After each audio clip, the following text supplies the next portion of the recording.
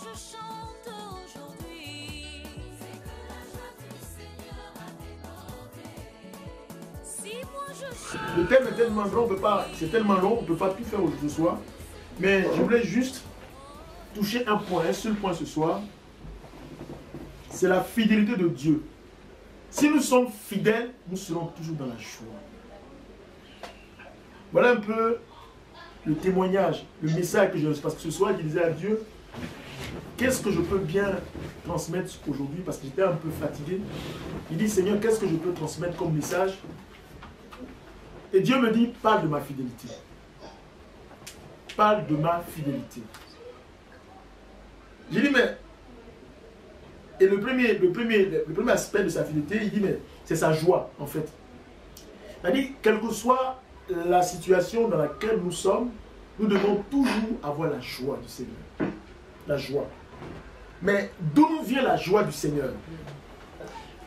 La joie du Seigneur vient de sa parole. Comme c'est écrit dans Néhémie chapitre 8 à partir du verset 9.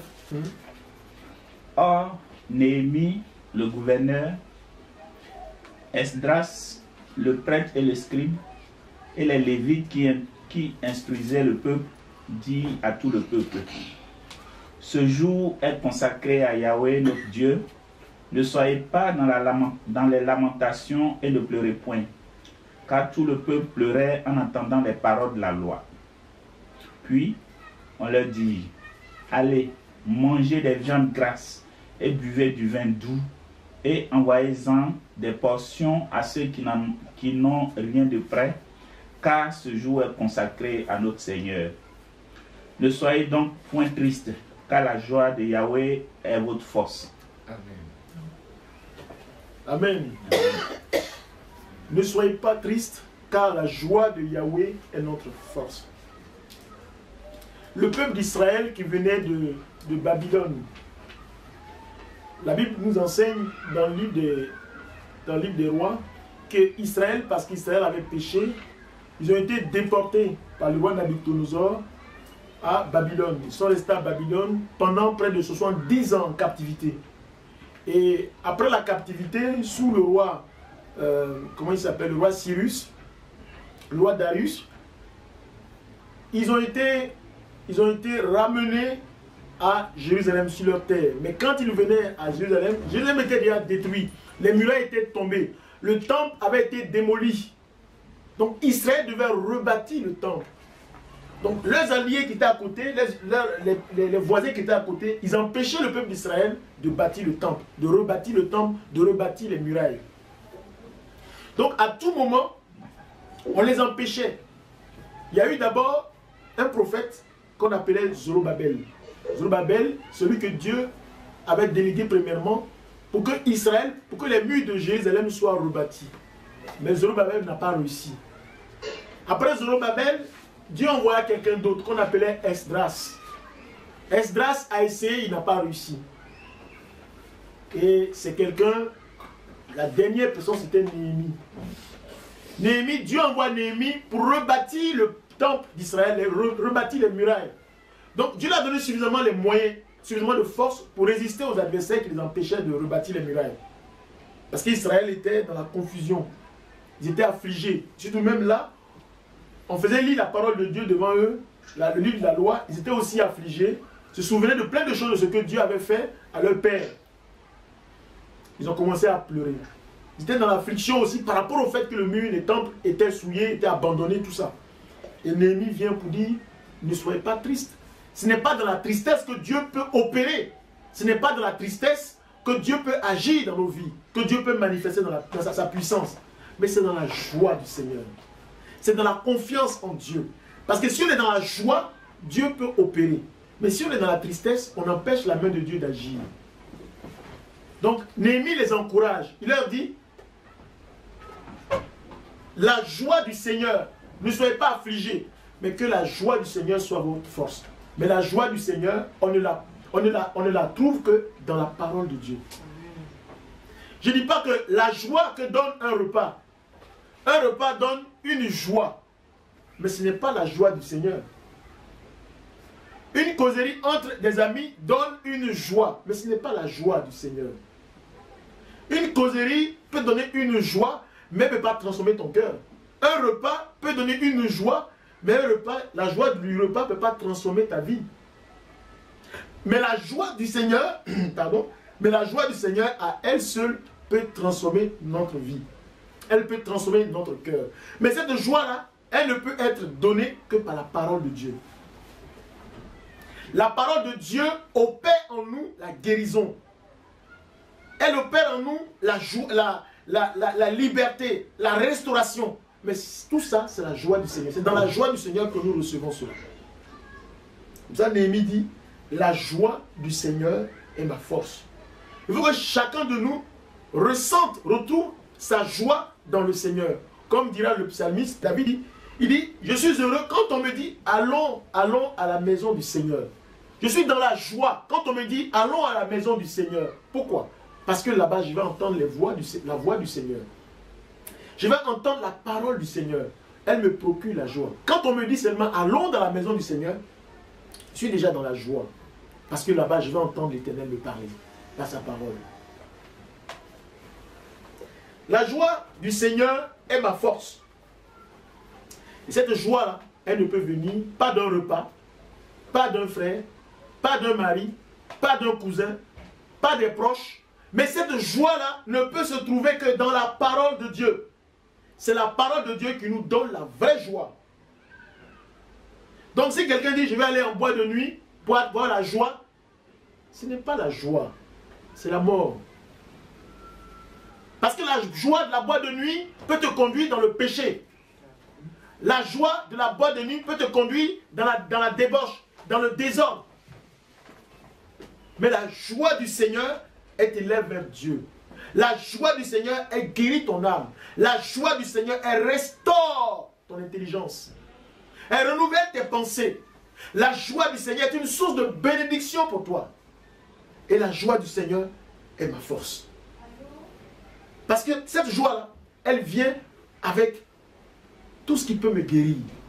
Tout ce qui peut me lever vers Dieu. Mais la joie que procure un repas ne peut rien m'apporter. Si ce n'est satisfaire ma chair, elle ne peut pas me guérir, elle ne peut pas me restaurer. Mais la parole de Dieu, en fait, comme dit le psaume 119, 115, dit, ta parole est une lampe à mes pieds, une lumière sur mes sentiers. Effectivement, sa parole m'éclaire. Sa parole m'éloigne du danger. Elle enlève sur mon chemin les pièges de l'ennemi. C'est pour cela que sa parole est une... C'est pour ça que je trouve ma joie dans cette parole-là. Parce qu'elle est mon soutien. Elle est ma vie. Raison pour laquelle je puise ma joie dans le Seigneur. Si l'ennemi ne m'a pas eu, c'est parce que le Seigneur m'avait parlé, il m'avait prévenu par sa parole. Amen. Si l'ennemi ne m'a pas atteint, c'est parce que j'ai été obéissant à sa parole. C'est pourquoi je puise ma joie dans le Seigneur, dans sa parole. La joie du Seigneur est ma force. Parce que cette joie-là, je la puise dans sa parole. Quand nous accomplissons la volonté de Dieu dans nos vies, nous avons la joie. La joie que nous avons, mais rien ne peut se comparer à elle. Ah, je devais pécher. Et le Seigneur, parce que j'ai obéi, le Seigneur m'a écarté du péché. J'ai dit, ah, merci Seigneur, parce que j'étais au point de pécher et tu m'as retiré du gouffre. Je suis dans la joie. Je suis dans la joie parce que j'ai fui le péché. Je suis dans la joie parce que je n'ai pas menti. Je suis dans la joie parce que je n'ai pas volé. Je suis dans la joie parce que je n'ai pas trompé. Je suis dans la joie parce que je n'ai pas fait les choses du monde. Je suis dans la joie. Moi qui étais faible, Dieu m'a épargné. Parce que j'ai obéi. Et il m'a envoyé son esprit pour ne pas que je pêche. Je suis dans la joie. Parce que ce n'est pas tout le monde qui a ce privilège. Parce que ce n'est pas tout le monde qui réussit à éviter les pièges de Satan. Ce n'est pas tout le monde qui est esclave. Ce n'est pas tout le monde qui est esclave du Saint-Esprit. Moi, j'ai eu la grâce d'être esclave du Saint-Esprit. Moi, j'ai eu la grâce d'être loin du péché. Parce que simplement, j'ai obéi à sa parole. Et ça me donne la joie. Je suis dans la joie parce que j'ai simplement obéi à la parole de Dieu. Oh Seigneur, si je ne t'avais pas connu, je serais dans le désordre. Oh Seigneur, si je ne t'avais pas connu, voilà comment ma vie serait. oh Seigneur, si je ne t'avais pas connu, voilà ce que je deviendrais. Mais parce que je t'ai connu, ma vie est transformée. Parce que je t'ai connu, je ne suis plus la même personne. Parce que je t'ai connu, je ne pêche plus. Parce que je t'ai connu, je ne fais plus ceci, cela. Je suis dans la joie. Quand on a compris la volonté de Dieu, on est dans la joie. On est heureux. La joie du Seigneur est ma force. Tes ennemis avaient fait un projet pour que tu tombes, pour que tu chutes. Et le Seigneur a enlevé cela sur ton chemin. Le Seigneur a empêché que tu tombes. Et quand j'ai reconnu, j'ai vu la main de Dieu, je ne peux que me réjouir. Merci Seigneur, parce que tu as permis que je ne tombe pas. J'ai simplement obéi et tu m'as préservé. Si je ne t'avais pas connu, je n'allais pas être dans la joie aujourd'hui. Mais tu m'as préservé du danger parce que je t'ai connu. Ma joie est grande. La joie du Seigneur est ma force parce que j'obéis à sa volonté. J'ai obéi à sa volonté, c'est pourquoi je suis dans la joie. La Bible dit, ceux qui ne sont pas fidèles à Dieu ont pour père le diable. Dans Jean chapitre 8, verset 44. Si nous sommes fidèles à Dieu, il est sûr et il est clair que nous serons toujours dans la joie. Ceux qui sont fidèles à Dieu sont dans la joie. Ceux qui sont rebelles sont dans la tristesse. Quand tu pêches, tu es triste. Quand tu désobéis à Dieu, tu es triste. Tout péché mène à la tristesse. Mais quand on a compris la volonté de Dieu, quand on a dit non au péché, il y a une joie immense qui envahit notre cœur. Parce que quelque chose s'est passé, une force m'a envahi et qui m'a amené à dire non au péché. A dit je ne peux pas moquer de telle personne. Pendant que tout le monde se moque, toi tu dis non, tu ne te moques pas. Et tu dis, quand tu sors de la nuit, moi j'ai réussi à dire non. Moi j'ai réussi à ne pas faire comme les autres. Merci Seigneur. La joie du Seigneur est ma force. Nous allons lire dans Tite 1, verset 10 à 16.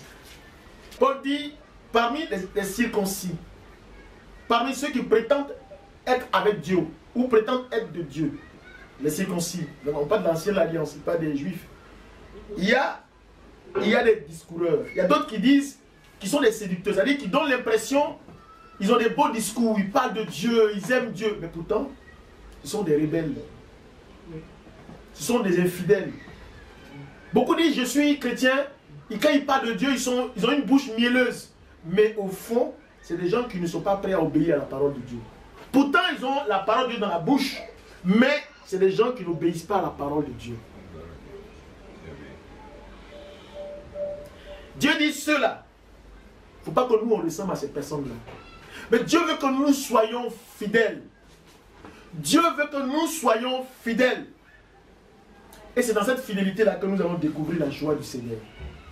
Parce que dans la parole de Dieu, dans la fidélité, celui qui est fidèle à Dieu, il ne peut que se réjouir. Il ne peut qu'avoir la joie. Ceux-là, ces séducteurs qui prêchent la parole de Dieu, qui ne sont même pas fidèles au moindre détail de la parole de Dieu, ils enseignent des choses qu'on ne doit pas enseigner. C'est des séducteurs. C'est des séducteurs. Ils enseignent des choses qu'on ne doit pas du tout enseigner. Et Paul dit, il ne faudrait pas qu'on soit comme ça. Il veut qu'on soit fidèle à la parole de Dieu. Tel que Dieu l'enseigne. Dieu veut qu'on l'enseigne.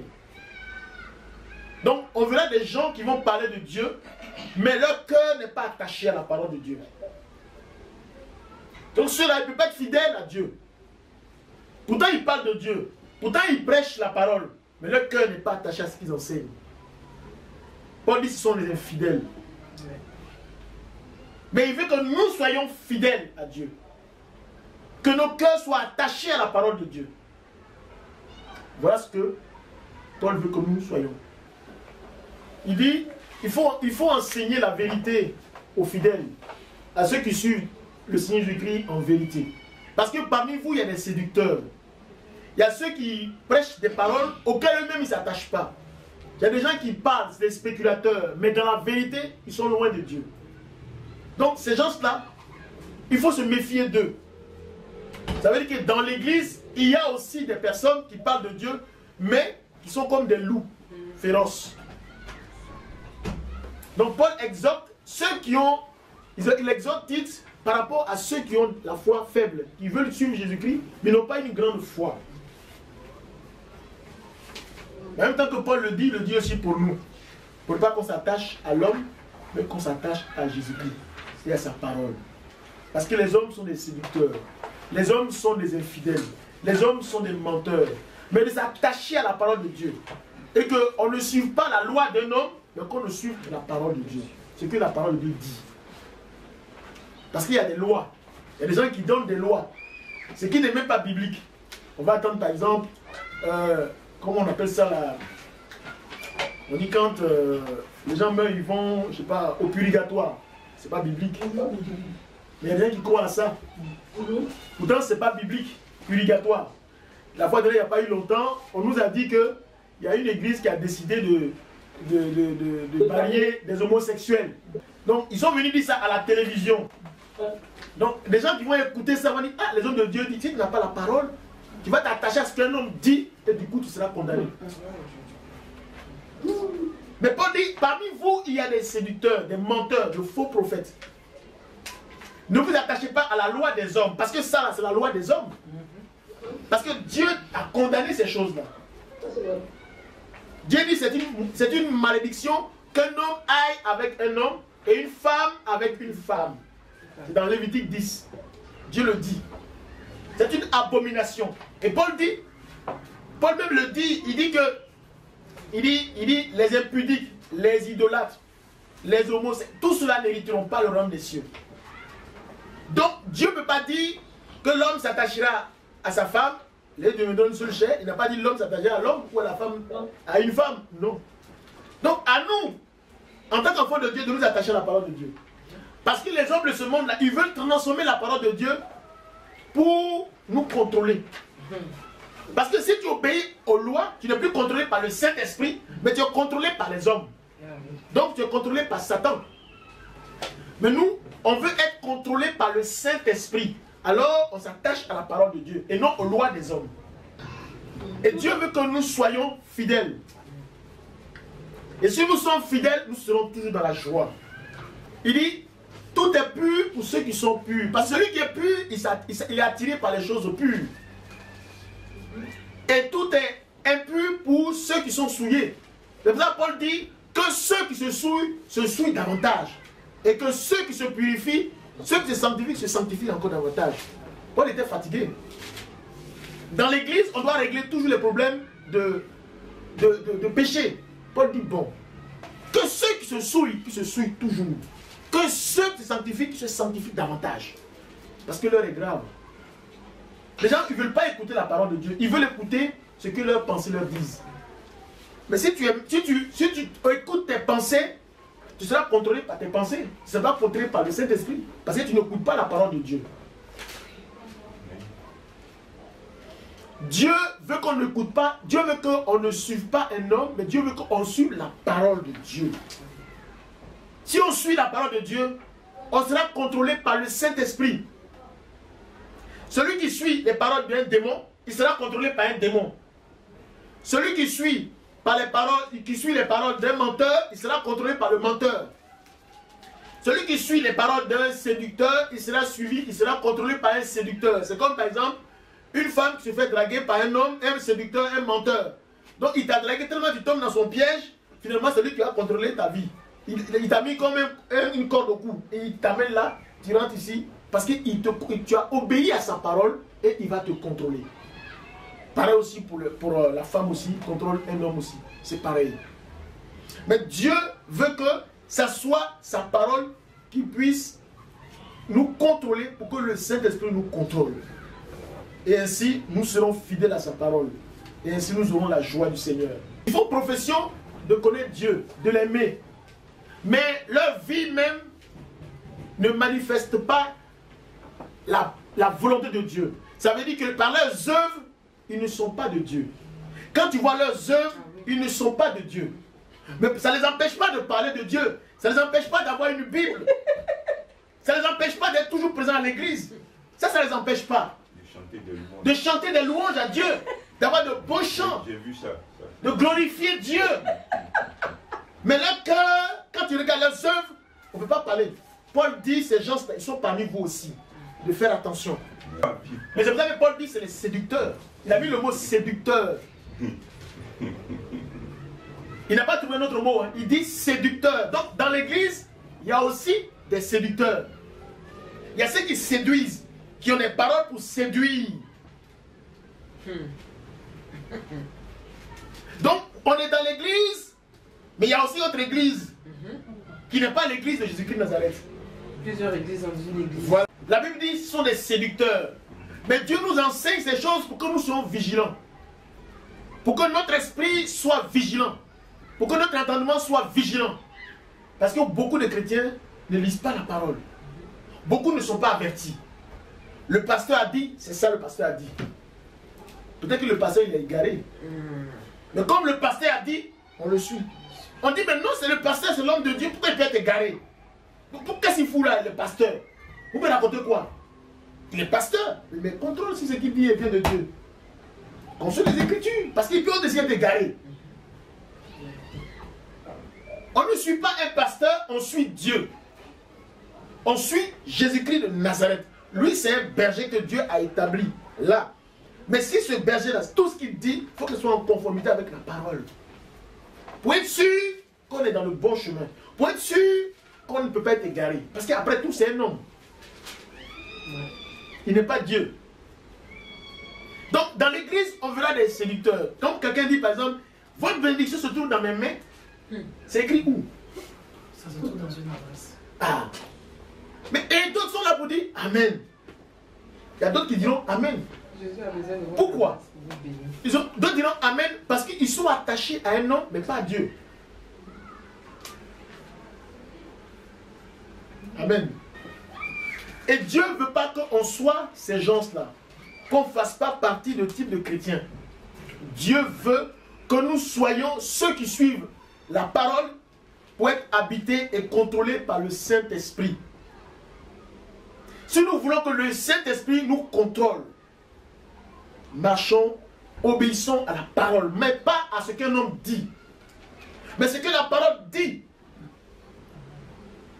Sinon, on va être égaré.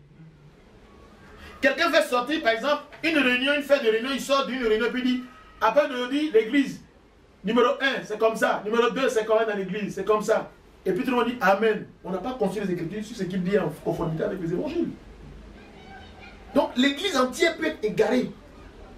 Parce qu'un homme a été manipulé par Satan. Parce qu'à la tête de l'église, il y a un séducteur. Il y a beaucoup d'églises à Paris et en région parisienne. Tu vois? On dit, le chef de l'église a dit. On ne parle plus. Mais est-ce que ce qu'il a dit en phase avec la parole? Non. On ne cherche même pas à savoir. Et quand tu veux prendre la parole, tout le monde dit non, non, laisse faire de la parole. Toi, tu connais quoi? Lui, il ne connaît plus que toi. Tu as fait quelle théologie, toi? Toi, tu ne veux pas le loin et tu dis que tu connais la parole. Mais on n'a pas besoin de diplôme pour comprendre la parole de Dieu. Pierre était un diplômé. Jacques était un diplômé. C'était des pécheurs, des gens simples. Et Dieu révèle. La Bible dit que Dieu donne l'intelligence. Il donne l'intelligence par sa parole. C'est par sa parole qui donne l'intelligence. C'est par sa parole qui ouvre notre intelligence. Il y a des gens qui ont fait des années de théologie, mais qui n'ont jamais connu Dieu. Ils connaissent l'histoire, mais n'ont jamais connu qui est Dieu. Mais ils te raconteront une histoire. Il est né à Nazareth, on l'appelle Jésus-Christ de Nazareth. Mais est-ce que tu le connais? Non, je ne le connais pas. Mais je peux te raconter son histoire. Tu me racontes son histoire, mais tu ne le connais pas. Tu me racontes son histoire, mais tu ne l'as jamais vu. Tu n'as jamais ressenti sa présence. Mais tu connais bien son histoire. Il est né à Bethléem, en Judée. Il est mort à Golgotha. Il a été crucifié. On dit qu'il est ressuscité le 3e jour. On dit qu'il est monté au ciel. La Bible dit. Mais toi, tu crois? Je ne sais pas. Il y en a plein comme ça. Mais nous ne devons pas être comme ça. C'est pour ça que Dieu, il a tellement compris le mystère, il allait vers des gens simples. Il dit, soyez comme des enfants. Dieu fait comme il veut. Le royaume des cieux est semblable aux petits enfants. Dieu est fidèle. Et nous devons être fidèles par sa parole. Nous allons prendre dans 1 Jean, chapitre 1, verset 6. 1 Jean, chapitre 1, verset 6. Si nous disons que nous sommes en communion avec lui et que nous marchions dans les ténèbres, nous mentons. Amen. Et nous ne pratiquons pas la vérité. Amen. Il dit, si nous prétendons marcher en vérité avec Dieu et que nous marchons dans les ténèbres, nous sommes des menteurs. Mais beaucoup prétendent marcher dans la lumière. Mais dans la vérité, ils sont dans les ténèbres. Souvent, tu te retrouves, en tant que, tu dis que tu es de Dieu, et puis tu te retrouves dans un truc, comme personne ne t'a vu, mais Dieu t'a vu. La Bible dit que tu es un menteur. Dieu, il ne se glorifie que dans la fidélité de l'homme. Dieu veut que tu aies la joie d'avoir été fidèle à sa parole. Dieu veut que nous soyons dans la joie d'avoir obéi à sa parole.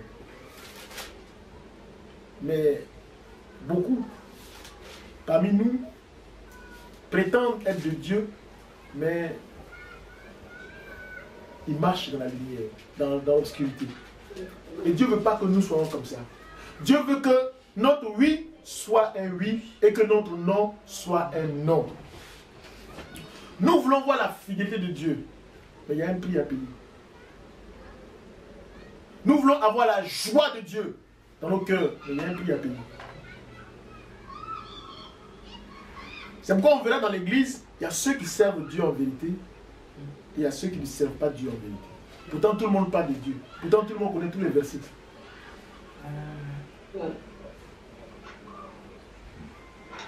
Et l'église, c'est pour ça que beaucoup de personnes sont déçues. Ils vont dire, mais moi je ne vais plus à l'église. Mais tu ne sais même pas qui tu as rencontré à l'église. Tu es tombé sur quelqu'un qui a fait que tu as été déçu. Peut-être c'est quelqu'un qui n'est même pas affermi. C'est quelqu'un même qui ne vient pas dans la lumière. Dans l'église, il t'a insulté. Tu dis, mais comment un chrétien peut m'insulter à l'église? Je n'arrive pas à comprendre. Vous me dites d'aller à l'église, je vais à l'église, puis un chrétien m'insulte. Moi, je ne vais plus là-bas. Mais qui t'a dit que lui-même c'est un chrétien? Qui t'a dit que celui que tu as rencontré dans un bâtiment, là, il est chrétien? On dit maintenant, lui, celui qui s'occupe, il est le président de l'église, mais ça ne veut rien dire. Mais celui qui prêche, mais peut-être ça ne veut rien dire. Parce que si véritablement il était dans le Seigneur, il n'aurait pas dû t'insulter. Donc pose-toi la question de savoir est-ce que ce gars-là est du Seigneur. Mais comme tu n'as pas la parole et que tu te dis, je suis allé à l'église et puis le monsieur m'a insulté, donc je ne veux plus là-bas. Les chrétiens sont méchants. Mais tu es tombé sur quelqu'un qui n'est même pas dans le Seigneur. Tu es tombé sur quelqu'un qui ne connaît même pas Jésus-Christ, mais qui sait arranger les bancs de l'église. Quelqu'un, ça fait 20 ans là à l'église, son cousin c'est le pasteur, ou qui sait arranger les bancs de l'église, qui s'occupe bien de tout, mais qui n'a jamais rencontré Jésus-Christ de Nazareth. Et toi, tu es mal tombé ce jour-là. Ton malheur, tu es tombé sur cette personne-là. Et pour toi, tous les chrétiens sont mauvais. Tu n'as pas la chance. Tu n'as pas la chance. Les chrétiens sont mauvais. Mais tu es tombé sur la mauvaise personne parce qu'elle n'est pas chrétienne. Si Dieu pouvait te montrer son cœur, tu as dit, j'ai mal tombé, je me suis trompé. Mais comme on ne peut pas te montrer son cœur, et comme toi aussi tu ne connais pas la parole, dès que tu vois celui-là, c'est un chrétien, il chante bien, quand il chante, tout le monde a envie de danser. Et puis le soir, il m'insulte, donc moi je ne vais plus à l'église. Donc ça nous fatigue, nous, en tant qu'enfants de Dieu. C'est pour ça qu'il faut s'accrocher à la parole de Dieu et ne pas s'accrocher à un homme. Ce que le Seigneur nous met à cœur, c'est tellement profond. Dieu nous fait la grâce de comprendre ces choses-là. On dit non, mais lui là-même là, quand il vient de l'église, c'est lui qui insulte les gens. Puis après, vous allez dire, on entend à l'église. Moi, je ne vais pas à l'église. Les gens, quand ils sont mauvais, ils suivent Dieu et puis ils sont mauvais. Toi-même, ça te dit rien. Tu dis, attends, ils suivent Dieu et puis ils sont mauvais. Ça ne te dit pas des choses. Toi-même, tu le dis, mais tu ne sais pas comme. Tu dis, ici, Dieu, il est mauvais. Et tu penses qu'il est chrétien. Toi, tu le dis. Oui, mais il suit Dieu et puis il est mauvais. Oui, mais tu dis qu'il est mauvais. Donc, c'est pas un chrétien. Mais il va à l'église, ça ne veut rien dire. Tu dis qu'il est mauvais. Mais il ne faut pas le suivre. Et il y en a plein comme ça dans l'église. Moi, je me rappelle très bien, je me rappelle, j'étais allé à une retraite, c'était en Côte d'Ivoire. retraite jeune de renouveau charismatique. Et puis, il y avait des tatas qui sont partis avec nous. Et moi, dans le SIA où j'étais, il y avait beaucoup de femmes. Donc, beaucoup de femmes venaient tout le temps, qui marchaient avec moi parce que j'étais avec un groupe de femmes. Et puis, il y avait des gens qui sont à l'église, qui sont là aussi à la comment on appelle, à la retraite. C'est en fait une retraite de je sais pas combien, d'une semaine, c'est pas du comme ça, j'ai pour 3 jours, on s'enferme dans un truc et puis on prie, tout ça, on a des enseignements. Et le jour où on est arrivé, je voyais des messieurs là qui étaient assis là, qui nous regardaient. Et il y a après un qui m'a approché, qui me dit, mais toi depuis là, il t'a observé. Hein. Il dit, qu'est-ce qu'il y a? Il y a toutes des femmes qui marchent autour de toi. J'espère que quand tu as créé, tu en vois une. Mais j'étais choqué. Pour moi, ces gens-là sont venus pour chercher Dieu. Mais je me suis rendu compte que je suis devant des voyous. Mais puis, et tout se toi, à la fin, je vais avoir 2 pour toi. Il dit, mais comment ça? Il dit, mais toi, on est venu ici pour quoi? Il y a plein comme ça ici. Je me suis écarté d'eux. Pour moi, quand je les voyais, ils étaient là, chacun, il priait Dieu, tout le monde dans le Seigneur, mais c'est faux. Ils sont venus en guetteur. Donc, si l'identité vous dit, voilà mes frères en Christ, qui t'a dit ça que c'est un frère en Christ? Qui t'a dit ça? Donc, on a des cas comme ça. Donc, depuis ce jour-là, je me suis mis à l'écart. Je me suis rendu compte que ceux-là, j'ai pensé que c'était des frères qui sont venus pour prier, mais ils ont d'autres ambitions. Donc, si quelqu'un vient pour la première fois dans l'église et puis il voit, mais vous n'avez pas dit que c'est un frère, mais il m'a dragué. Qui a dit que c'est un frère? Ici, là, ce n'est pas un Dieu pour draguer. On est venu ici pour chercher Dieu en vérité. On a laissé le monde et on est venu pour chercher Dieu. On a des problèmes, on dit Seigneur, change notre situation. Mais d'autres, ils se permettent là encore de draguer femmes ici. Comme si dehors, il n'y a pas de femmes là-bas. Et puis c'est le premier jour de la retraite. On se demande le deuxième jour, le troisième jour, comment ça s'est passé? Tu vois? Donc, c'est en fait ça. Souvent, l'église se dit, parce que quelqu'un est baptisé, il est automatiquement de Dieu. Non. Parce que quelqu'un est baptisé et qu'il est souvent à l'église, on dit, oh, c'est un chrétien. Il est fervent dans le Seigneur. Non. Et regarde les œuvres qu'il pose. Regarde les œuvres. C'est par ces œuvres qu'on reconnaîtra. C'est au pied du mur qu'on reconnaît le bon maçon. Jésus dit, vous les reconnaîtrez. Mais Jésus même dit dans sa parole, il dit, ce n'est pas ceux qui me disent Seigneur, Seigneur, mais c'est ceux qui écoutent ma parole et la mettent en pratique. Beaucoup disent Seigneur. Mais nous, on s'en tient à ceux qui disent Seigneur. Et on ne cherche pas à savoir ceux qui posent des actes qui témoignent de Jésus-Christ de Nazareth. Donc Dieu veut que nous soyons fidèles.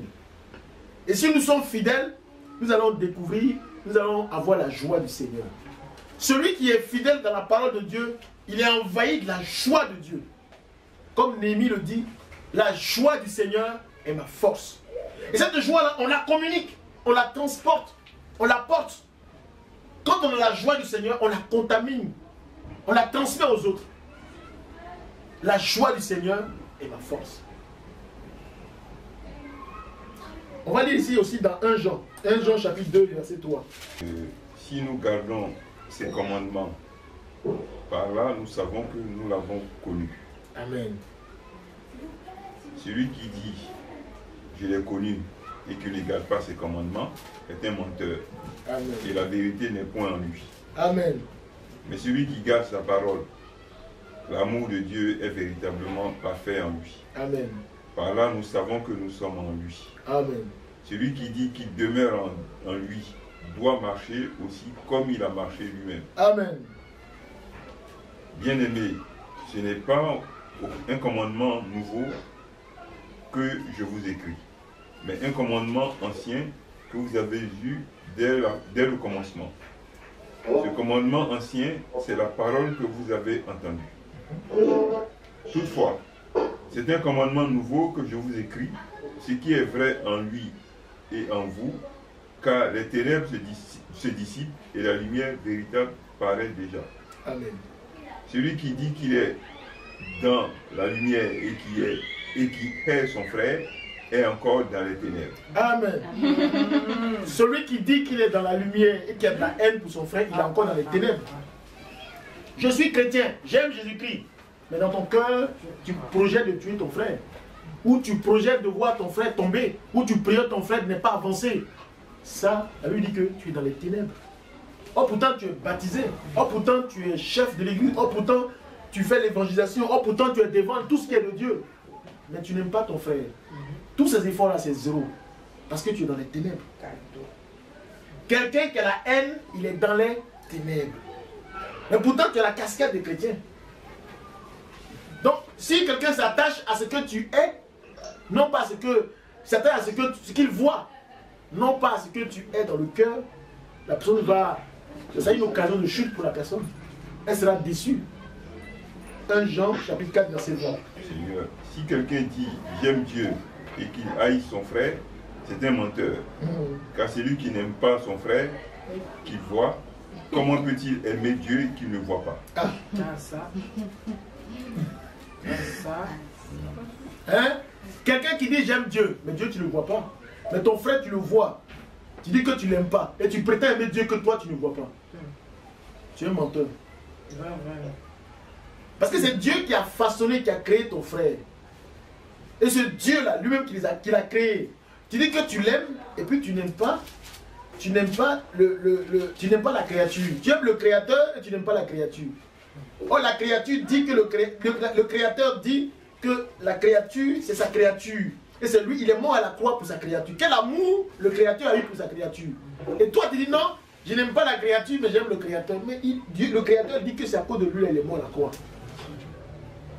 C'est à cause de lui qu'il a donné son fils unique. Donc tu ne peux pas imaginer l'amour que le créateur a pour la créature. C'est-à-dire que lui-même, il s'est donné pour la créature. Et toi, dis non, tu n'aimes pas la créature, mais c'est lui que tu aimes. Tu es un comédien. Dieu veut que nous soyons dans la vérité. Dieu veut que nous soyons dans la vérité pour goûter à sa joie. Nous allons voir également dans Timothée chapitre 3, verset 1 à 8. Cette parole est certaine. Si quelqu'un aspire à la charge d'évêque, il désire une œuvre excellente. Il faut donc que l'évêque soit irréprochable, mari d'une seule femme, sobre, modéré, réglé dans sa conduite, hospitalier, propre à l'enseignement. Il faut qu'il ne soit ni adonné au vin, ni violent, mais indulgent, pacifique, désintéressé. Il faut qu'il dirige bien sa propre maison et qu'il tienne ses enfants dans la soumission et dans une parfaite honnêteté. Car si quelqu'un ne sait pas diriger sa propre maison, comment prendra-t-il soin de l'église de Dieu? Amen. C'est Paul qui enseigne à Timothée, qui écrit à Timothée. Il dit, il parle de l'évêque. L'évêque, c'est l'ancien de l'église, c'est-à-dire celui qui conduit l'église, un ancien. On appelle l'évêque ou l'ancien. Il doit être irréprochable. Parce que celui qui est le berger, il doit être un modèle. Le berger, ce n'est pas seulement à l'église, ce n'est pas seulement dans un groupe. Même dans ta maison, tu es le berger. Dans ta maison, tu dois être un berger ou une bergère, un guide, un ancien. Amen. Donc, celui qui est dans l'église, qui est le berger, en fait, il est l'exemple de tout le monde. Il est l'exemple de tout le monde. Quand tu vas chez toi, tu es un modèle, tu es un exemple. Tu dois être irréprochable. Donc, quand on dit le berger doit être irréprochable, il doit être marié d'une seule femme, ça veut dire que le mari doit avoir une seule femme. C'est lui le modèle. Si le berger, il a une seule femme, ça veut dire que tout le monde, tous les hommes doivent avoir une seule femme. Parce que c'est lui le guide, il donne l'exemple. Mari d'une autre seule femme. Ses enfants doivent être irréprochables, doivent avoir une vie irréprochable. Ça veut dire que le berger, il doit faire d'abord sa propre évangélisation chez lui à la maison. Si tu n'arrives pas à évangéliser chez toi à la maison, tu ne peux pas évangéliser dehors. C'est-à-dire que chez toi à la maison, tu as déjà gagné les âmes. Maintenant, quand tu as fini de gagner les âmes à la maison, tu peux aller maintenant dehors pour gagner les âmes. Il dit, c'est pour ça que Paul dit, si déjà dans ta propre maison, si tu n'es pas capable de prendre soin de ta maison, ce n'est pas dans l'église. Donc la première église, c'est d'abord dans la maison. Dans ta maison, tu as une grande mission d'évangéliste.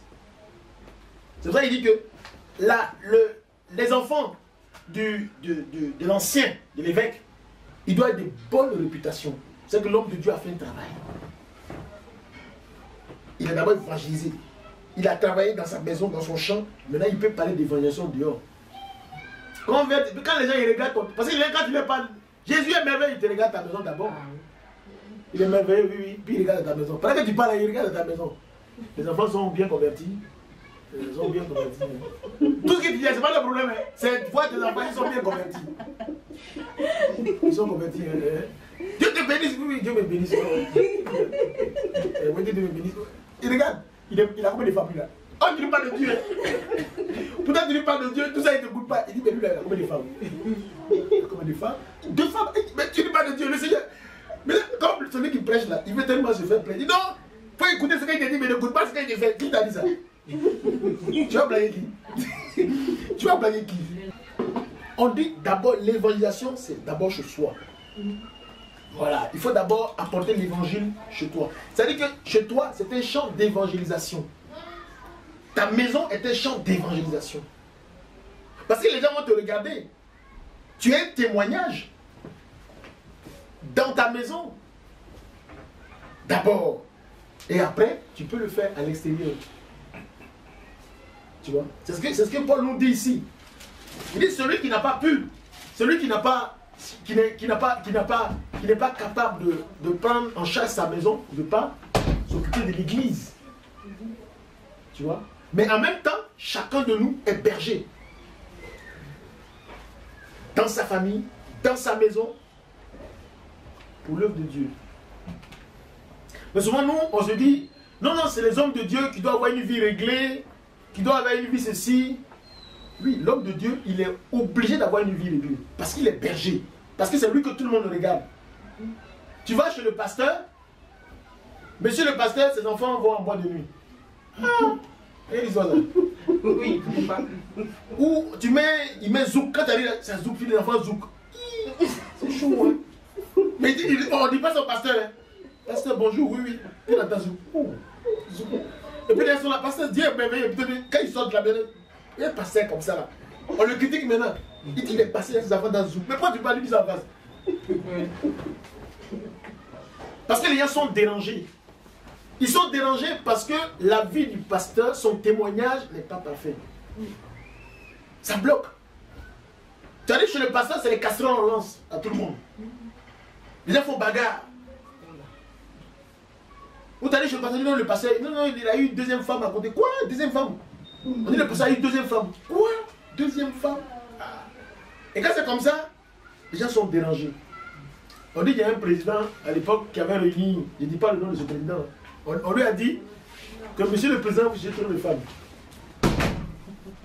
Quand on lui a dit ça, il a réuni tous les pasteurs qui lui ont dit, il les a réunis tous. Non, ce sont les pasteurs qui sont venus le voir pour lui dire, président, on a appris que vous cherchez beaucoup de femmes. Il faut que vous arrêtiez, c'est pas bon. Et le président dit, ah bon, vous avez appris ça? Il dit, oui, on a appris, il faut que vous arrêtiez. Le président dit, ok, parmi vous là, qui dit qu'il n'a pas go, à part sa femme? Qui dit qu'il n'a pas go ici? Il rigole. Si lui il a fait ça, c'est parce qu'il vous a entendu parler des choses. C'est ça. Parce que la Bible dit, je frappe le berger et les brebis se dispersent. Donc, dans l'église, comme dans notre maison, nous sommes des bergers. On ne peut pas qu'on dise, non, la chair est faible, même si, mais moi, il faut qu'il écoute la parole. Moi, je n'ai pas vu ça dans la Bible ici. N'écoute pas ce que je dis, mais faites ce que j'ai fait. Je n'ai pas vu ça dans la Bible. Moi, quand j'étais petit, j'entendais ça. Je pensais que c'était dans la Bible. Donc, moi, je croyais à ça. Mais quand j'ai grandi, j'ai vérifié, je n'ai pas trouvé. Faites ce que je vous dis, mais ne faites pas ce que je fais. Après, j'étais gamin, je pensais que c'était dedans. Mais ce n'est pas dedans, c'est des menteurs. C'est les usurpateurs. On appelle les voleurs, les séducteurs. Quand ils parlent, non, faites ce que je vous dis, mais ne faites pas ce que je fais. Parce que c'est comme ça. On a l'impression quand ils parlent comme si c'est dans la parole de Dieu. Pourtant, ça n'est pas dedans. Et ça détruit l'église. Mais Christ veut une église sainte, une église irréprochable, une église pure. Donc nous, on a des responsabilités de berger. Chacun de nous est berger en fait. Chacun de nous est responsable. Or, dans l'église, on fait croire que c'est seulement le pasteur ou l'homme de Dieu seul qui doit être parfait. C'est faux. Lui, il est un exemple que tout le monde doit suivre. On doit être exemple de tous. Mais d'abord, dans nos vies, dans nos familles, nous sommes des leaders, des chefs. Nous sommes des exemples, des modèles de vie. Il ne faut pas qu'il soit un nouveau converti, de peur qu'enflé d'orgueil, il ne tombe sous le jugement du diable. Il faut aussi qu'il reçoive un bon témoignage de ceux du dehors, afin de ne pas tomber dans l'opprobre et dans les pièges du diable. Amen. Les diacres aussi doivent être honnêtes, éloignés de la duplicité, des excès du vin, d'un gain sordide. Voilà. Il ne faut pas qu'il soit un nouveau converti, de peur gonflée d'orgueil, il ne tombe sous le jugement du diable. Amen. Paul dit, celui qui va conduire l'église, il ne faut pas que ce soit quelqu'un qui ne soit pas trop bien converti. Parce que souvent on fait les choix des personnes. Voilà, un nouveau converti. Il vient d'être converti, il a une bonne présentation, on le prend pour le mettre à la tête. Ah, il y a eu des... Or pourtant, il n'est pas véritablement bien converti. Et la Bible dit que quoi? Quand il sera enflé d'orgueil, l'ennemi son passé va le retrouver. Il ne faut pas que ce soit quelqu'un qui soit un nouveau converti, qui soit à la tête. Et pourquoi? Quelqu'un qui n'est pas véritablement bien converti, qui n'est pas bien affermi dans la foi. Quand l'ennemi va l'attaquer, il n'aura pas les moyens de résister. Tu vois? Parce que quand on pose des actes, souvent, on a oublié, peut-être 10 ans, 20 ans. L'ennemi peut nous rappeler. Tu vois? Quand dans le Seigneur, on est bien assis dans le Seigneur, et puis l'ennemi, il nous rappelle nos erreurs d'avant. Mais toi, tu racontes quoi là? Tu avais fait ça, non? Tu ne te rappelles pas que tu avais fait ça, tu racontes quoi? Et puis maintenant, tu dis, ah, si tu n'es pas fort dans la foi, tu peux sombrer. Si tu n'es pas fort, tu peux sombrer. Parce qu'il te rappelle ça. L'ennemi, tout ce que nous posons comme acte, il nous le regarde. Il attend un jour. Le jour où on se convertit, il nous attend. Donc si on n'est pas suffisamment armé spirituellement, on va succomber. C'est pour ça qu'il dit, Paul dit, il ne faut pas que ce soit quelqu'un nouveau converti. Parce qu'un nouveau converti n'est pas bien affermi. On ne peut pas donner la responsabilité dans l'église comme ça. Voilà. Parce que l'orgueil peut faire que l'ennemi, il va l'accuser. Il va le ramener. C'est pour ça que quand quelqu'un, on lui donne un poste, il faut que le poste qu'on lui donne, il faut que l'esprit de nous convainc. Il faut que l'esprit de nous convainc pour ne pas qu'elle soit une occasion de chute pour beaucoup de personnes. Même Paul va plus loin. Il dit que cette personne-là doit être irréprochable. Il a une bonne réputation dehors. Moi, je me rappelle une fois, j'étais allé rendre visite avec un homme de Dieu, je ne dirais pas. On est allé chez quelqu'un qu'il connaît, une personnalité. Et on est arrivé là, puis il dit au gars, ah, j'avais gardé ton vin là. Ah, ma bouteille de vin là, où tu as mis ça où? J'étais choqué. Il réclame bouteille de vin. C'est comme si on peut lui proposer un petit verre de vin. Non, juste un petit peu. Non, ma bouteille, j'ai mis ça où ma bouteille? Donne ma bouteille, il a déposé là. On fait bizarre. Je ne dis pas que c'est interdit de boire, on peut boire, mais à ce point-là, c'est choquant. Parce que quand tu es homme de Dieu, en fait, tu ne t'appartiens plus. Quand tu appartiens, même une chrétienne, même, ne s'appartient plus. Quand tu sers Dieu, tu ne peux plus te permettre de faire n'importe quoi. Parce que ta conduite peut être une cause de chute de quelqu'un. Mais tu ne connais pas le niveau de foi de la personne. Ta foi, peut-être que c'est ton témoignage qui a fait que cette personne est venue au Seigneur, tu ne sais pas. Donc tu poses un acte qui peut la décourager. Pourquoi? Parce qu'elle n'est pas affermie. Elle n'est pas loin dans le Seigneur. Donc ton acte peut conduire la personne à la chute. Parce qu'on est nombreux, on ne connaît pas le niveau de foi de chacun. Donc on doit faire attention à sa conduite pour ne pas que nous soyons une occasion de chute de nos frères et de nos sœurs. Donc c'est parce que tout le monde est chrétien qu'on a le même degré. Non, pas forcément. Donc c'est pour ça que nos vies On doit en faire attention. C'est ce que l'apôtre Paul nous enseigne ici. Donc il dit que il ne faut pas qu'un ancien, ce n'est pas quelqu'un qui est nouveau dans la foi. Il soit quelqu'un qui soit vraiment affirmé. C'est pour ça qu'on a besoin du Saint-Esprit pour qu'il nous guide, pour qu'il nous aide dans le choix. C'est important. Tu peux lire le dernier, 2 Timothée, chapitre 3, versets 1 à 8. Sachez que dans les derniers jours, il y aura des temps difficiles, car les hommes seront égoïstes, amis de l'argent, fanfarons, hautains, blasphémateurs, rebelles à leurs parents, ingrats, irréligieux, insensibles, déloyaux, calomniateurs, intempérants, cruels, ennemis des gens de bien, traîtres, emportés, enflés d'orgueil, aimant le plaisir plus que Dieu, ayant l'apparence de la piété, mais reniait ce qui en fait la force. Éloigne-toi de ces hommes-là.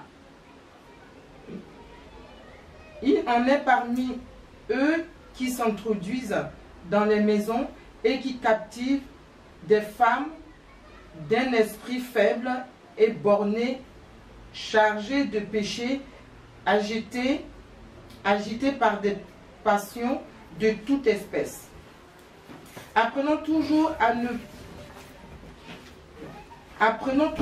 et ne pouvons jamais arriver à la connaissance de la vérité. De même que Janès et Jambre s'opposaient à Moïse, de même ceux des hommes s'opposent à la vérité, étant corrompus d'entendement, reprouvés et en ce qui concerne la foi. Mais ils ne feront pas de plus grands progrès, car leur folie sera manifestée par tous, comme le fut celle de ces deux hommes. Donc je pense que c'est ce qu'on vient de dire. C'est quasiment pareil dans le verset, dans le 1 Timothée. Où Paul dit effectivement d'autres donnent l'image des personnes pieuses. Voilà, une piété apparente. Donc en fait tout ça, c'est pour que nous comprenions. Pour dire que c'est pas tout le monde qui a la Bible qui est vraiment chrétien. C'est pas tout le monde qui va à l'église, qui est assis sur une chaise, qui est vraiment chrétienne. Ça ne veut rien dire. Le Saint-Esprit est là pour nous aider. Ayons le discernement. Parce que les temps seront durs. Les hommes seront amis de l'argent. Ils seront fanfarons. Ils seront égoïstes. Ils seront rebelles. Et ces hommes-là seront même dans l'église. Ils seront dans l'église. Donc à nous, Paul nous prévient. Ah, je suis allé dans l'église là, puis tu vois, la soeur là, on dit c'est elle qui s'occupe des femmes. Elle m'a parlé mal. Elle est mauvaise, comment elle me plaît dans l'église. Mais tu sais, quel est le niveau de foi? Quel est son niveau de ferveur vis-à-vis de Dieu? Tu ne sais pas. Toi, tu l'as jugé sur des paroles comme ça. Tu vois? Donc, Paul nous avertit de faire attention. Paul, il insiste. Il dit que l'homme de Dieu doit être irréprochable, doit être plein de douceur, plein de patience. Il doit avoir de la considération pour tout le monde. L'homme de Dieu doit être ainsi. Donc, si l'homme de Dieu est comme ça, ça veut dire que chacun dans l'église doit être comme ça. Parce que l'homme de Dieu, c'est le modèle. C'est le premier d'abord. Tu vois? Et après, tout le monde est touché, tout le monde est transformé par sa conduite, par sa vie. Donc ici, la joie que nous puisons dans la proclamation de la parole de Dieu. On avait dit que nous avons la joie du Seigneur en écoutant sa parole, en accomplissant sa volonté. Nous avons la joie. Nous avons la joie du Seigneur en marchant dans la sanctification, dans la vérité. C'est ce que tout à l'heure on venait de dire. Quand on parle du fait qu'on doit être irréprochable, on doit être ceci, tout ça c'est la sanctification. Quand on mène une vie de sanctification, une vie de vérité, il y a une joie de Dieu qui abonde notre cœur. On est dans la joie parce qu'on accomplit la sainteté de Dieu, on accomplit la volonté de Dieu. On est dans la joie. Mais quand on fait le péché, est-ce qu'on est dans la joie? Non, je ne crois pas. Hein? On est dans la tristesse. Hein? Je ne pense pas que le péché nous conduit dans la joie. Je ne pense pas. Quelqu'un qui a insulté son frère, je ne pense pas qu'il soit dans la joie. Mais quelqu'un qui a été généreux avec son frère ou avec sa soeur, je suis convaincu qu'il y a une joie qui abonde son cœur. Donc c'est en Dieu on a la joie. Mais devant une bière, on ne peut pas avoir la joie du Seigneur. C'est une joie passagère. Je vois même quand tu finis de boire au moins 4, 10, j'ai jamais bu, hein, moi je ne bois pas. Mais c'est que ceux qui boivent 4, 10, ils sont sous. Et après, le lendemain, on leur dit, mais ah, les gars, tu as bu, voilà ce que tu as dit. Il dit, mais qu'est-ce qui m'est arrivé? Il devient triste. Je suis sûr qu'il devient triste. Parce que quelque chose, ils ont posé un acte qu'ils n'auraient pas dû faire. Donc leur conscience, les travaille. Mais quelqu'un qui a veillé toute la nuit, qui a prié avec des frères et sœurs, le lendemain, il dit, je bénis Dieu, parce que j'ai réussi à faire une veillée avec des frères. Il est dans la joie. N'est-ce pas? On est dans la joie parce qu'on a accompli quelque chose de merveilleux dans le Seigneur. Et cette joie-là nous guérit. Cette joie-là nous restaure, elle nous grandit. Mais la joie du monde, elle nous conduit à la mort. Ah, tu n'es pas menti, frère, tu as menti, tu es triste. Mais pourquoi j'ai menti même? Ah, tu es triste. Mais fais la volonté de Dieu, tu vas voir. Tu es dans la joie. Tu es fier de toi-même. J'ai obéi. Tu es fier. La joie du Seigneur est ma force. Tu vois, une grosse bière ne donne jamais la force. Elle ne donne pas la joie. Mais la joie du Seigneur est ma force. La joie que nous puisons dans la conversion d'un frère. Quand un frère ou une soeur se convertit, on est dans la joie. On dit, ah, j'ai prié, j'ai tout fait pour que mon frère ou ma soeur ou mon père ou quelqu'un de ma famille retrouve le Seigneur, le chemin du Seigneur. Et elle a retrouvé le chemin. Mais c'est une joie. La Bible dit même que dans le ciel, les anges sont dans la joie parce qu'une seule personne est venue dans le Seigneur. À plus forte raison, si c'est notre proche, on est dans la joie.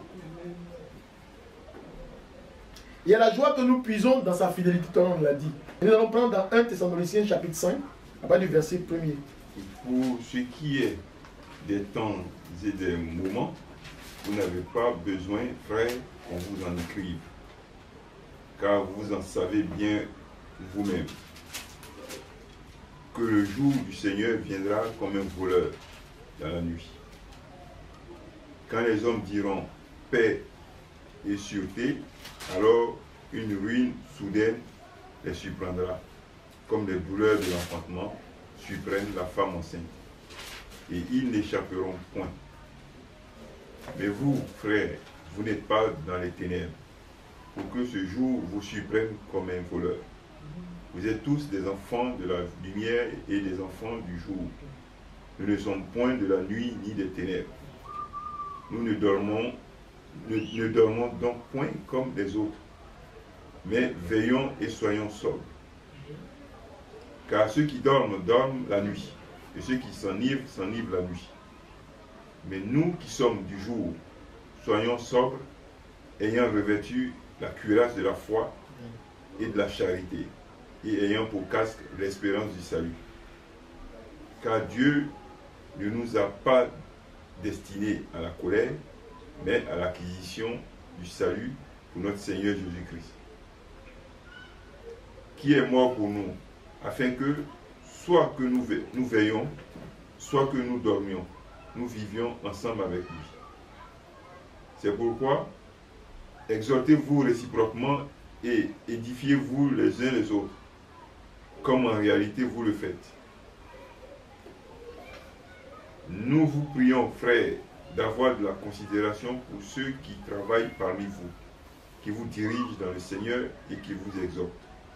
Ayez pour eux beaucoup d'affection à cause de leur œuvre. Soyez en paix entre vous. Nous vous en prions aussi. Frères, avertissez ceux qui vivent dans le désordre. Consolez ceux qui sont abattus. Supportez les faibles. Usez de patience envers tous. Prenez garde que personne ne rende à autrui le mal pour le mal, mais poursuivez toujours le bien, soit entre vous, soit envers vous, soit envers tous. Soyez toujours joyeux. Amen. Priez sans cesse. Rendez grâce en toutes choses, car c'est à votre égard la volonté de Dieu en Jésus-Christ. N'éteignez pas l'esprit, ne méprisez pas les prophéties, mais examinez toutes choses, retenez ce qui est bon, abstenez-vous de toute espèce de mal. Que le Dieu de paix vous sanctifie lui-même, tout entier, et que tout votre être, l'esprit, l'âme et le corps soient conservés irrépréhensibles Amen. lors de l'avènement de notre Seigneur Jésus-Christ. Amen. Celui qui vous a appelé est fidèle et c'est lui qui le fera. Amen. Amen. Paul a dit beaucoup de choses. Il a dit beaucoup de choses. Et quelque part, il nous parle, dit, soyons toujours joyeux, quelles que soient les circonstances. Ayez de la considération les uns pour les autres. Ayez de l'affection. Encouragez-vous, exhortez-vous. Mais soyez toujours joyeux. Dans les moments de joie, comme dans les moments de paix, soyons toujours joyeux. Parce que la Bible dit que tout concourt bien pour ceux qui aiment Dieu. C'est dur, c'est parce que Dieu a voulu que ce soit dur. Comme dira Paul, il dit, qu'est-ce qui peut m'arracher de l'amour de Jésus-Christ? La faim, la persécution, rien. Je sais que mon Dieu pourvoira. Il agira en son temps. Et ma joie, personne ne peut me ravir la joie. Parce que souvent, quand une situation nous arrive, c'est là qu'on perd la joie. Mais on ne doit pas perdre la joie du Seigneur. Parce que si la joie du Seigneur n'est plus en toi, ton fardeau devient encore plus lourd. Or, c'est dans la joie que je peux résister. Parce que je me moque de la situation. Je me moque de la situation que je vis. Et je me réjouis de ce que mon Dieu agit dans la situation. Je me réjouis de ce que mon Dieu a sa main dans cette situation. Mais je ne sombre pas. Je ne suis pas affligé. Même si je suis fatigué, je ne suis pas accablé. Parce que mon Dieu agit. Parce que mon Dieu, il n'a pas changé. Donc rien ne peut m'arracher de l'amour, de la joie du Seigneur. La joie du Seigneur, c'est celle qui fait ma force. Le jour où je perds cette joie, c'est chaud. Donc je la conserve. On dit, mais tu ne manges pas, mais tu es content. Oui, je suis content. C'est tout ce qui me reste. C'est tout ce qui me reste. Mais tu n'as pas ça et puis tu es heureux. Mais oui, c'est tout ce que j'ai. Que Dieu soit béni.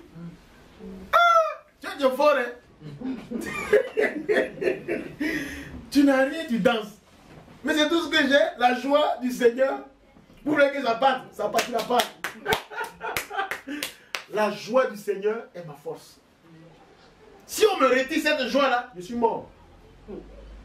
Parce que vous m'avez tout pris, vous voulez enlever encore la joie que j'ai là. Vous ne pouvez pas. Vous avez joué. Je vais danser. Je vais jubiler de joie. Parce que dans l'épreuve, c'est la joie qui me fortifie. Parce que dans le désert, c'est la joie du Seigneur qui me fortifie. Parce que vous m'avez tout pris.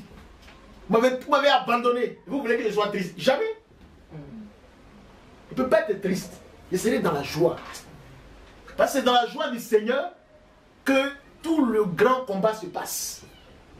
C'est dans la joie du Seigneur que je soumets mes ennemis. C'est dans la joie du Seigneur que mes ennemis sont par terre. Parce que mes ennemis veulent que je sois triste. Parce que mes ennemis veulent que je sois accablé. Parce que mes ennemis voient que je sois dans le sous-sol. Je ne serai pas dans le sous-sol. Vous avez pris mon argent. Vous m'avez tout volé. Mais je suis dans la joie. C'est ça. La joie du Seigneur est ma force. C'est tout ce que Dieu m'a laissé. Sa joie. Et je la puise dans sa parole. Et vous ne voulez pas que je sois dans la joie. Paul dit, soyez toujours dans la joie.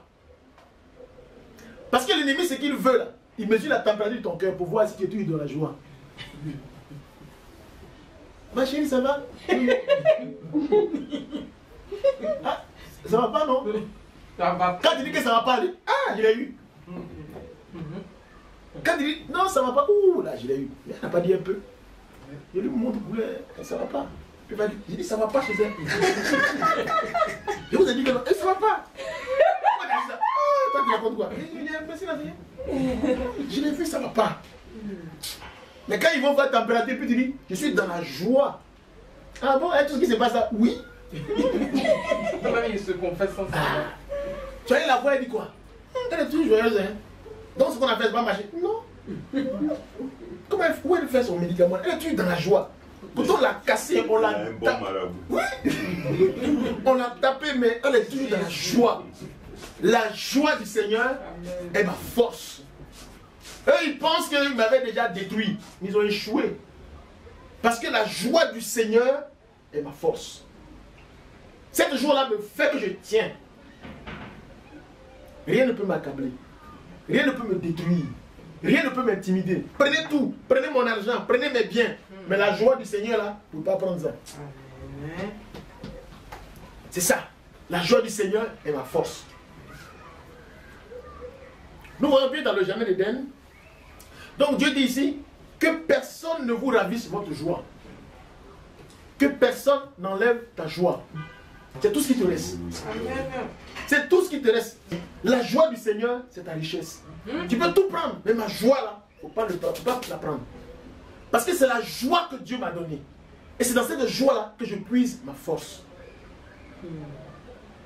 Prenez tout, mais ma joie, non, je ne peux pas la prendre.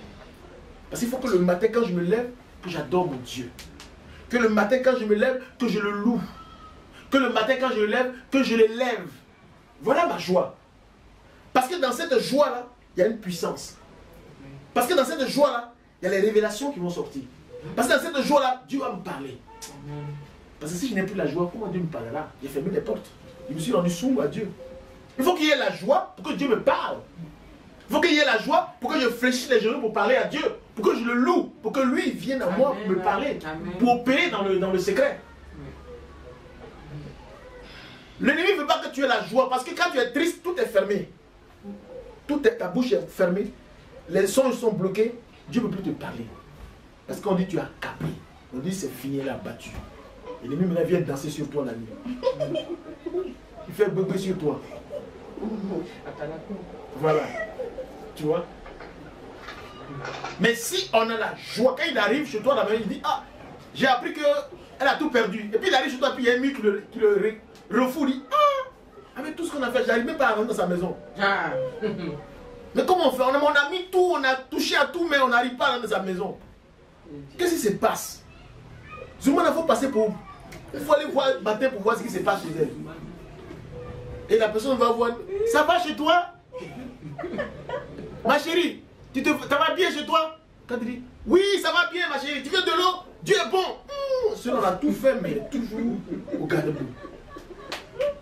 On dit non, on ne peut rien faire. Un moment de la Bible dit résistez au diable, il fuira loin de vous. À force de résister, Satan dit donne-lui ce qui lui revient. Et puis, tes bénédictions s'ouvrent. Il te regarde et dit non, toi tu es de Dieu. Tu es vraiment de Dieu. Donc que personne ne ravisse votre joie. On peut tout vous prendre, mais la joie du Seigneur, personne. Parce que c'est dans la joie seule que tu peux opérer. Cette joie-là qui peut te rendre fort. Qui peut te permettre de fléchir les genoux pour parler à Dieu. Si tu la perds, tu deviens comment? Si tu perds la joie, là, Satan va venir danser sur toi. Ah oui. Tu as donné raison à Satan. Il ne faut pas lui donner raison. Parce que c'est seulement la joie du Seigneur qui est ta force. On a tout fait, il n'est pas tombé. On a taclé, il n'est pas tombé. Pourquoi? Parce qu'il a quelque chose en lui. Il y a un secret. C'est la joie du Seigneur. Amen. La joie du Seigneur. On pensait que quand on avait retiré les habits à Jésus qu'il était nu, on pensait qu'on avait gagné. Ils ont échoué. Parce qu'à la croix, il a triomphé. Ils disent, on va le tuer. Ils l'ont tué. Même dans le tombeau, il a triomphé. Parce qu'il est Dieu lui-même. Il a vaincu la mort. C'est pareil pour les enfants de Dieu. Tes ennemis vont penser t'avoir. Mais ils vont échouer chaque fois que toi, tu vas préserver la joie du Seigneur, ton trésor. C'est ton dernier recours. C'est en cela que tu es fort. Parce que si tu perds la joie du Seigneur, Dieu ne te parlera plus. Parce que tu as fermé les portes, tu as bouché les oreilles. Et donc la joie du Seigneur est ma force. Dans le jardin d'Éden, Adam et Ève étaient avec Dieu. Ils ne savaient pas qu'ils étaient nus. Mais quand ils ont péché, ils ont su qu'ils étaient nus. Pourquoi? Parce qu'ils se cachaient. Pourquoi? Parce que Satan convoitait la joie qu'ils avaient dans le jardin. Satan convoitait l'harmonie, la joie qu'ils avaient d'être avec Dieu. Mais quand ils ont goûté au péché, la tristesse les a emparés. La tristesse a envahi leur cœur. Et quand Dieu les appelle, même ils fuient. Ça veut dire qu'ils ont fermé la porte à Dieu. Dieu veut te parler, tu fuis. Oh, ta guérison se trouve en Dieu. Ta restauration se trouve en Dieu. Maintenant, si tu fuis devant la face de Dieu, tu fais comment? Donc, Satan convoite notre communion avec Dieu. Depuis longtemps, Satan les guettait. Ceux-là, ils sont trop bien. Ces deux-là, ils sont trop bien dans le jardin avec Dieu. Il faut qu'on les déstabilise. Et par une pomme, je peux les avoir. Ils sont vaincus.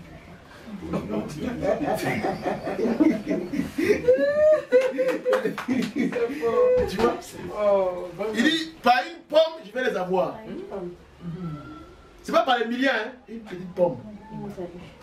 Je vais les avoir. Et quand ils ont mangé la pomme, c'est fini. Ils ont perdu la présence de Dieu. La joie, la tristesse les a envahis. C'est pas moi, c'est la femme, c'est pas moi, c'est la femme que tu m'as donnée. La tristesse, le mensonge. Mais quand ils étaient avec Dieu, ils étaient remplis de joie. Satan n'aimait pas. Satan ne veut pas voir les enfants de Dieu heureux. Ça, c'est vrai. Pourquoi? Parce que la joie dans le cœur est une richesse de Dieu. Même 1 milliard ne peut pas payer la joie.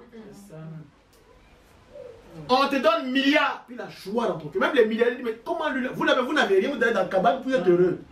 Comment vous faites? C'est Jésus-Christ de Nazareth. Amen. Jésus-Christ de Nazareth. La joie du Seigneur est ma force. Le dernier verset, c'est dans 2 Corinthiens, chapitre 7, verset 4. Paul, il dit ici, il parle du fait qu'il a attristé le peuple de Dieu par la lettre qu'il a envoyée. Pourquoi? Parce que dans la lettre, il a mis des messages par rapport à la conduite du peuple. Parce qu'ils ont péché. Donc il écrivait leur repentance. Tu vois? Il dit, cette lettre que j'ai envoyée, elle vous a causé la tristesse, mais cette tristesse conduit à la repentance. C'était en fait, il vivait dans le péché. Donc il écrivait pour leur dire, voilà tout ce que vous faites, voilà tout ce que vous faites, voilà tout ce que vous faites qui n'est pas de Dieu. Ça les a attristés. Mais pourquoi cette tristesse? Ça veut dire que cette tristesse, elle mène à la repentance. Quand par exemple quelqu'un vit dans le désordre, tu ne lui dis rien, il vit sa vie. Mais le jour où tu lui dis, frère, ta vie que tu mènes là, elle n'est pas de Dieu. C'est une vie qui ne témoigne pas de Dieu. C'est une vie mauvaise comme ça. C'est comme si tu dois envoyer une épée dans le cœur. Mais ça va la rendre triste. Elle va prendre conscience du fait que elle n'est pas dans la voie de Dieu. Elle pensait faire bien. Or, au fond, elle ne fait pas bien.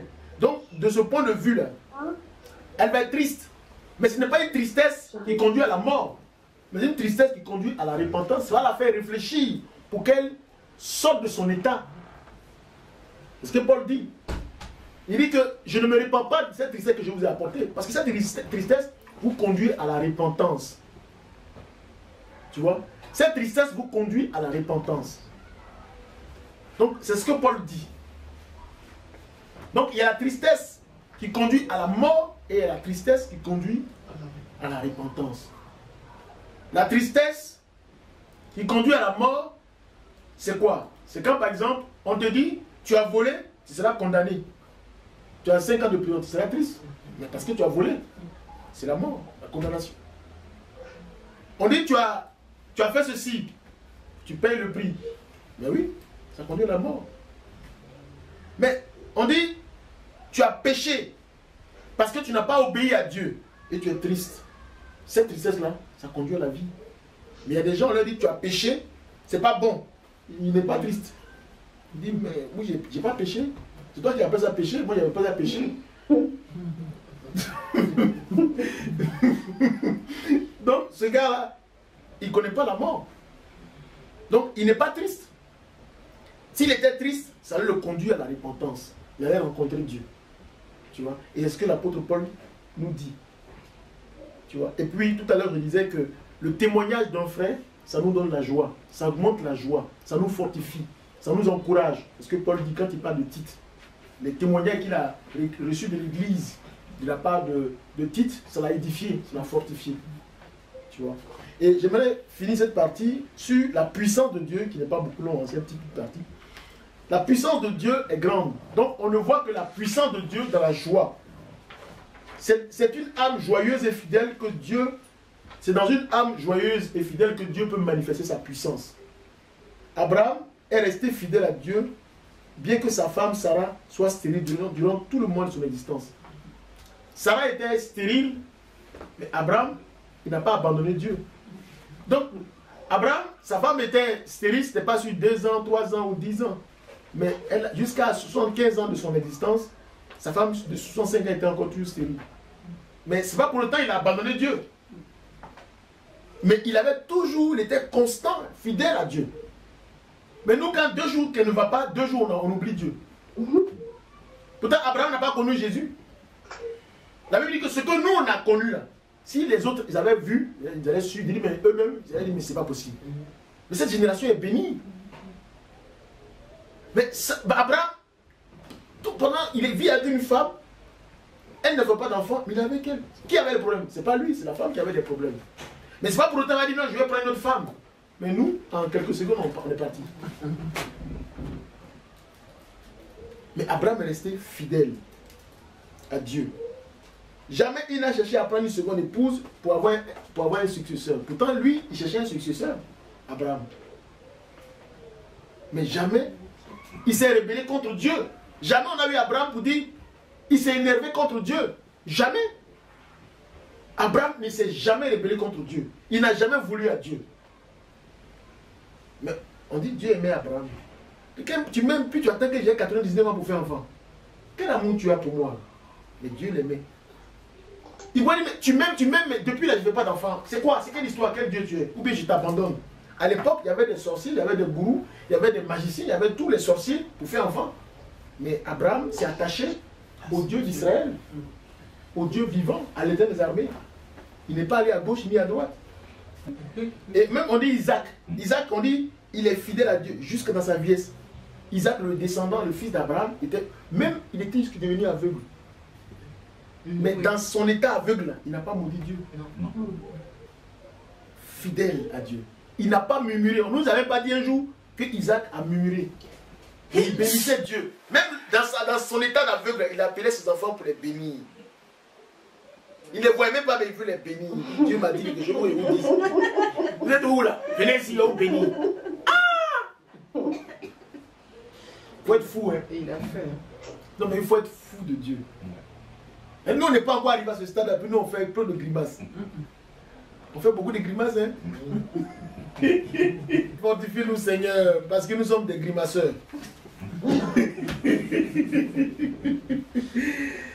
On dit, Jacob se fait tromper par Laban au sujet de sa femme Rachel. Le pauvre Jacob, celui que Dieu... Tu trouves une femme que tu aimes, tu as travaillé pendant 7 ans, et au moment où tu vas rester avec cette femme-là, voilà que... on met quelqu'un d'autre. On met Léa au lieu de Rachel. Mais Jacob a patienté pendant 14 ans pour avoir la femme que lui, son cœur désire. Mais malgré ça, après 14 ans, il se rend compte qu'elle est stérile. Ah! Mais Dieu dit qu'il m'aime, non? Dieu dit, je suis son serviteur, non? Il m'appelle Jacob. Dieu dit oui. Mais après 14 ans, elle est stérile encore. C'est l'épreuve. Oui, tout à fait. Tout ça, c'est l'épreuve. 14 ans pour rencontrer la femme que tu veux. Et tu veux dire, ah, j'ai trouvé ma femme, elle fait enfant. On dit, elle est stérile encore. Deuxième épreuve. Ah, c'est chaud, hein. Et cette femme-là que lui, il aime, elle va mourir avant la première. Elle meurt vite. Elle a 2 enfants, après elle meurt. Dieu m'aime. Dieu dit, je l'aime celui-là.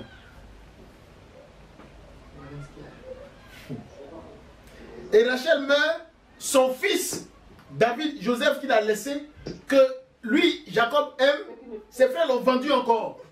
Le fils que Jacob dit il aime, c'est lui on vend. Ils l'ont vendu. C'est-à-dire, l'épreuve est au rendez-vous. Mais on dit Dieu l'aime. Si les gens voient ça, on dit non, tu es maudit, mon frère. Oui.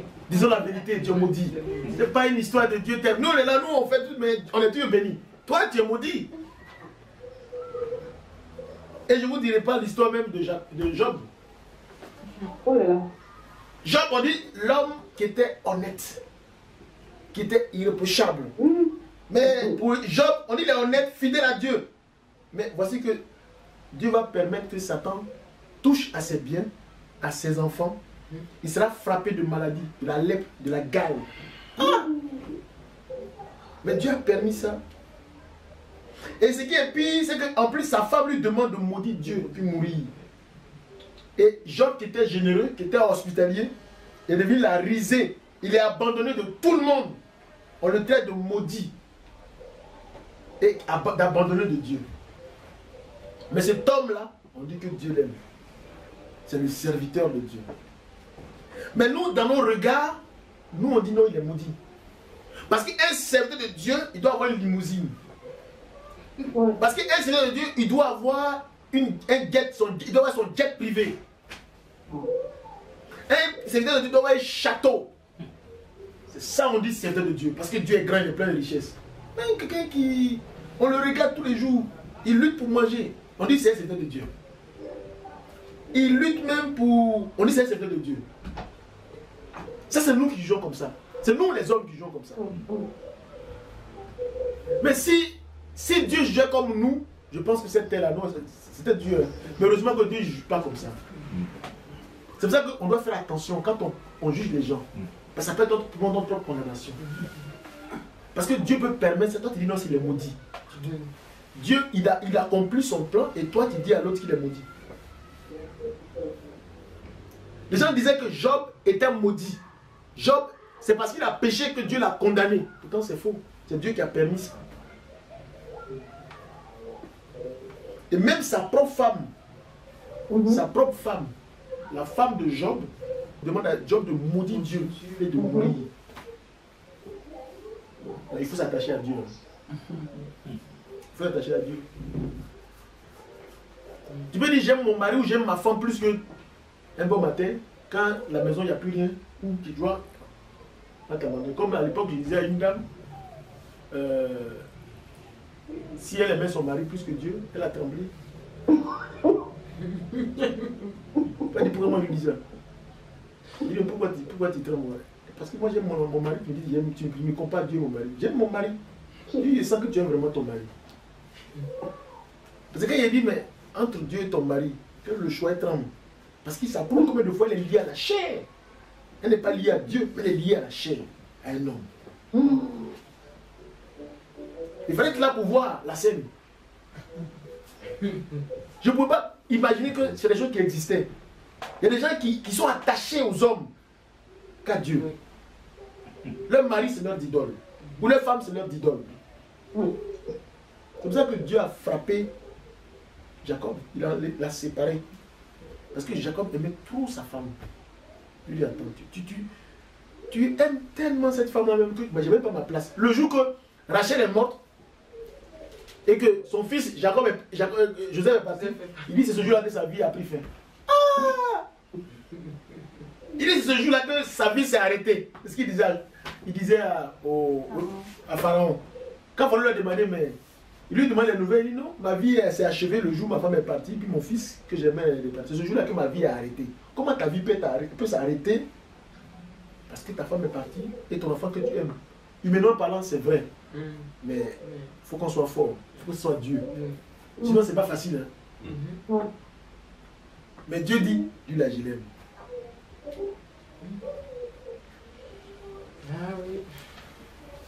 Que rien ne nous arrache de l'amour de Jésus-Christ. Que sa joie soit constamment notre force. Hein? Ce soir, on va s'arrêter là. Si moi je chante